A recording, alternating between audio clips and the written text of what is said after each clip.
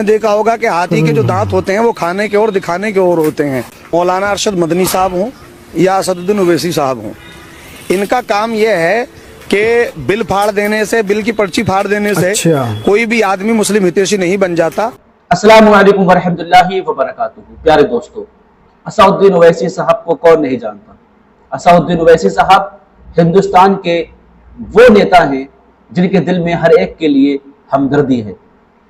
जब भी कोई ऐसा कानून पास होने वाला होता है जिससे जो मुसलमानों के हक में ना हो, तो सबसे पहले मुसलमानों के साथ अगर कोई खड़े होते हैं तो वो असदुद्दीन ओवैसी साहब खड़े होते हैं।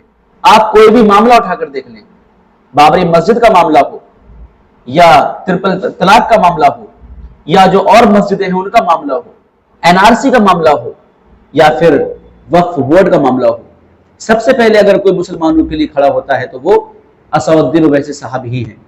ये बात सब लोग अच्छी तरह जानते हैं, खासकर मुसलमान।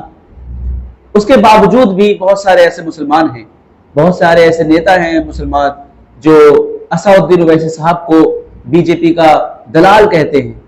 ये बोलते हैं कि इन्होंने पैसे लिए हैं बीजेपी से, ये अपने फायदे के लिए ऐसा कर रहे हैं। अभी कुछ दिन पहले मैंने एक खबर देखी जिसमें एक दाढ़ी टोपी लगाए हुए मुसलमान वो बोल रहे थे कि ओवैसी साहब जो वक्फ बोर्ड के मामले में इतना बोल रहे हैं, असल में वो अपनी प्रॉपर्टी को बचाने के लिए ऐसा बोल रहे हैं।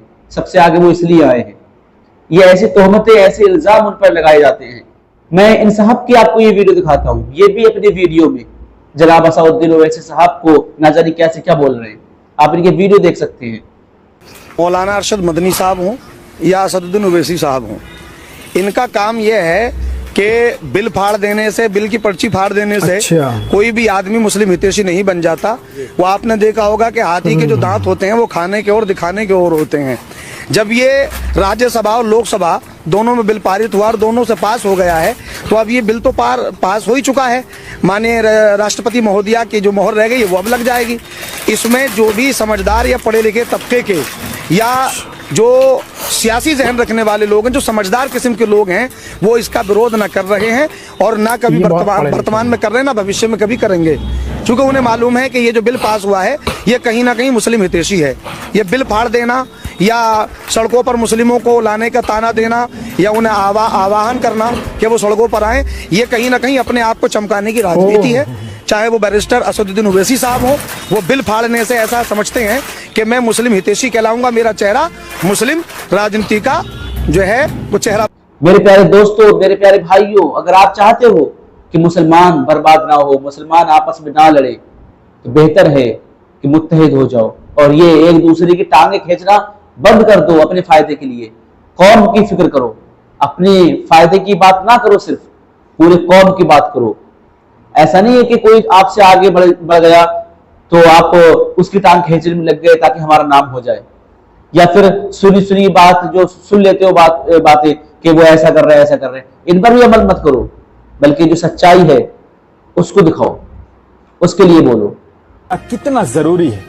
आखिरकार असदुद्दीन ओवैसी की मेहनत रंग लाई। उनकी तेलंगाना के मुख्यमंत्री रेवंत रेड्डी के साथ लगातार बातचीत के बाद तेलंगाना वक्फ बोर्ड ने बाकायदा भाजपा द्वारा पेश किए गए वक्फ संशोधन बिल के खिलाफ प्रस्ताव पास करके सभी संशोधनों को खारिज कर दिया है। ये वही असदुद्दीन ओवैसी हैं जो मुस्लिम समाज के हित की बात करते हैं और गैरों से ज्यादा मुस्लिम समाज के लोग ही इनको बुरा भला कहते हैं। देखिए, जो लोग कहते हैं कि आपकी अपनी राजनीतिक हैसियत होने से क्या फर्क पड़ता है, तो वो सिर्फ और सिर्फ इस राजनीतिक फैसले से वो समझ सकते हैं कैसे आपका एक एमपी अगर सही से राजनीति में काम करे तो बड़े से बड़े फैसले भी वो बदलवा सकता है।